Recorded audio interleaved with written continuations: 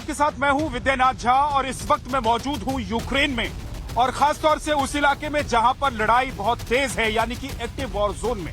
यहां बड़ी खबर यह है आज की कि रूस तैयारी कर रहा है यूक्रेन पर अटैक करने की, लेकिन साथ ही दावा यह भी किया गया है कि यह अटैक फरवरी और मार्च के महीने में किया जा सकता है, यानी कि जैसे कि इस युद्ध की शुरुआत हुई थी ठीक वैसे ही नए साल पर एक बार नए तरीके से यूक्रेन पर अटैक करने की तैयारी चल रही है। और इसके अलावा बड़ी खबर यह भी है कि न्यूक्लियर से कीव पर अटैक किया जा सकता है और इसके लिए पूरी तैयारी न सिर्फ हो चुकी है बल्कि पुतिन उस फाइल पर भी साइन करने वाले हैं, जिसके बाद न्यूक्लियर अटैक का रास्ता खुल जाएगा और रूस की सेना कभी भी कीव या फिर यूक्रेन के किसी भी हिस्से में न्यूक्लियर बम गिरा सकती है। तो आज सबसे बड़ी खबर वॉर जोन से सबसे पहले यही आपको दिखाते हैं।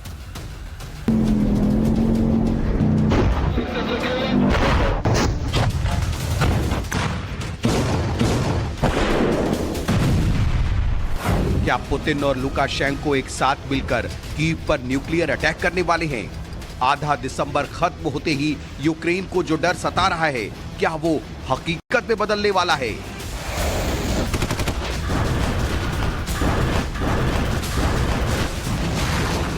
चंद घंटे बाद ऐसी मुलाकात होने जा रही है जिससे यूक्रेन को परमाणु हमले का खौफ सताने लगा है। इस मुलाकात ने अमेरिका से लेकर नाटो देशों को बेचैन कर दिया है।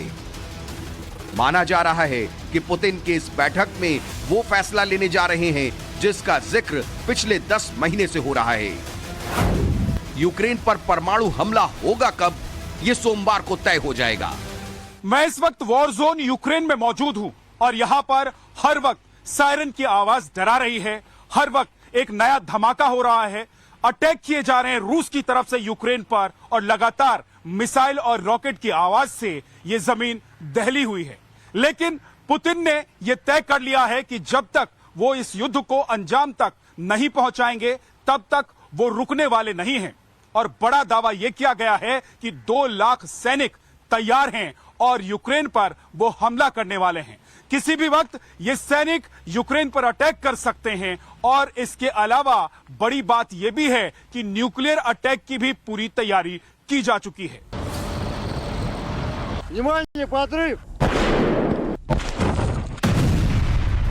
यूक्रेन का दावा है कि इस बार पिछली बार के मुकाबले कहीं ज्यादा भारी हमला होगा और पुतिन कीव में आखिरी कील ठोकने के लिए 2 लाख सैनिकों को जंग के मैदान में उतारने वाले हैं। वालेरी जालूजनी ने इंटरव्यू में कहा,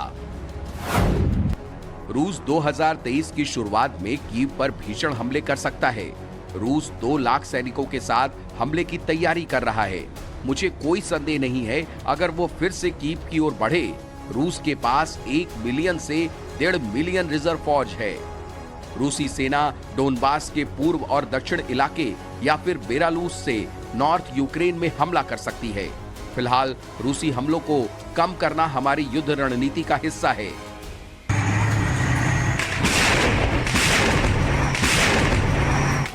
यूक्रेन के इस डर की वजह है व्लादिमीर पुतिन और बेलारूस के राष्ट्रपति अलेक्जेंडर लुकाशेंको की मुलाकात। ये 2019 के बाद पहली दफा होगा जब पुतिन यूक्रेन पर अटैक के बाद बेलारूस जा रहे हैं। माना जा रहा है कि यूक्रेन पर अटैक की रणनीति इस दौरान बनाई जाएगी। बेलारूस में कौन कौन से हथियारों की तैनाती होगी, ये भी इसमें तय होगा। बेलारूस में चल रही रूस और बेलारूस के सैनिकों की ट्रेनिंग ये बताती है कि प्लान रेडी है, बस उन्हें पुतिन की कमांड का इंतजार है। Можем подрывы и мостов, и железных дорог, и зданий там в целом, то есть многоэтажных, все что угодно.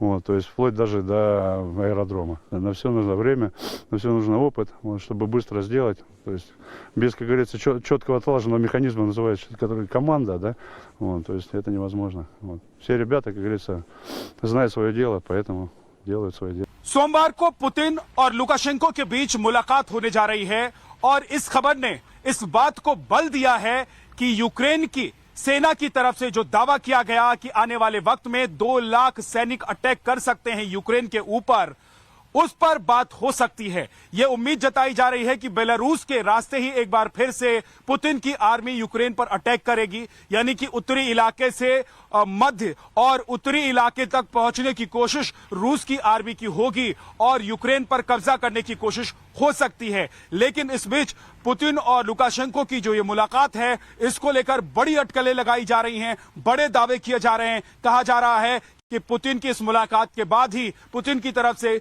ग्रीन सिग्नल दे दिया जाएगा और उसके बाद बेलारूस के रास्ते न सिर्फ पुतिन की सेना बल्कि बेलारूस की सेना भी यूक्रेन की तरफ मार्च कर सकती है, हमला कर सकती है।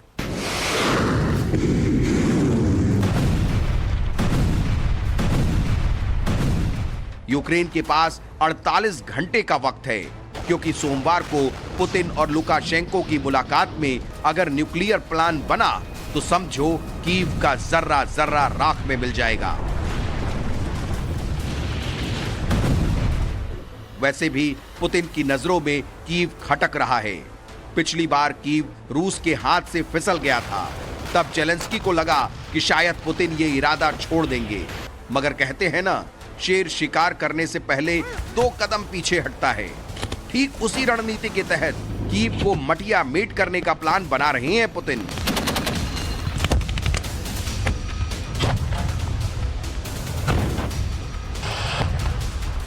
अब यह हमला बेलारूस से होगा या फिर डोनबास के इलाके से या फिर रूस से, यह पुतिन तय करने वाले हैं।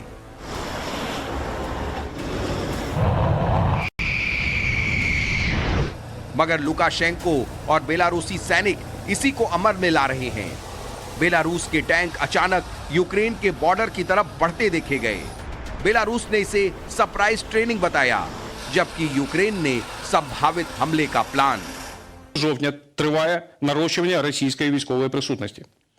В рамках розгортання регіонального угруповання союзної держави проходять підготовку та бойове злагодження російські підрозділи 2-ї мотострілецької дивізії 1-ї танкової армії Західного військового округу. До проведення зазначених заходів в якості інструкторів залучаються військовослужбовці Збройних сил Білорусі. अब सवाल ये है कि क्या कीव पर होने वाले दूसरे अटैक को यूक्रेन रोक पाएगा, और क्या उसके पास इतने हथियार हैं कि रूसी आर्मी का सामना कर सके। तो इसके लिए जेलेंस्की ने मदद की गुहार लगाई है। न सिर्फ पैसे बल्कि हथियारों की डिमांड भी की है। यूक्रेन का कहना है कि उसे 300 टैंकों की जरूरत है, 500 होवित्जर तोपें चाहिए और 700 आर्टिलरी चाहिए। मगर उसे ये हथियार नहीं मिले तो यूक्रेन को डर है कि अभी कीव के 3 जिलों पर मिसाइल से अटैक हुए हैं, हो सकता है आने वाले वक्त में न्यूक्लियर स्ट्राइक भी झेलनी पड़ जाए। यूक्रेन के ज्यादातर हिस्सों में जहां पर भी आप देखेंगे वहां पर आपको तबाही के निशान ही नजर आएंगे, और ऐसी ही स्थिति डेनिप्रो में इस वक्त जहां पर हम मौजूद हैं वहां की है। हम आपको कुछ तस्वीरें दिखाते हैं। हालांकि मैं आपको बता दूं कि बर्फ की जो ये सफेद चादर है, इसने बहुत कुछ अपने अंदर ढक रखा है, लेकिन उसके बावजूद आपको बहुत कुछ नजर आएगा। देखिए, ये जो इमारत आप देख रहे हैं, ये सिक्योरिटी गार्ड्स का रूम हुआ करता था। इसमें अटैक जब किया गया तो ये टूट गया और यहाँ के पेड़ पौधे गिर गए, इस घर के अंदर चले गए। अब दूसरी तरफ की मैं तस्वीर आपको दिखाता हूं। देखिए, यहाँ बगल से एक नाला बहता था और ये इस शहर का बड़ा नाला था, लेकिन जब यहाँ पर अटैक हुआ तो ये नाला बंद हो गया और पानी पीछे ही रुक गया। आप देखेंगे कि तस्वीरों में यहाँ पर सामान बिखरा पड़ा हुआ है, टायर्स नजर आएंगे आपको, और साथ ही देखिए जो यहाँ पर मिसाइल गिरी थी उसका खोखा भी आप देख सकते हैं। आगे हम इसलिए नहीं जा सकते क्योंकि वहां पर दलदल है, वहां पर हम फंस जाएंगे, बाहर निकलना मुश्किल हो जाएगा। लेकिन यहां पर अटैक दरअसल क्यों किया गया था यह भी मैं आपको बता देता हूं। आप देखेंगे कि यहां पर पास में ही क्योंकि रेलवे स्टेशन है और यहां स्टोरेज की व्यवस्था की गई है, स्टोर रूम्स हैं यहां पर। ये रूस की किंगजल मिसाइल का धमाका है।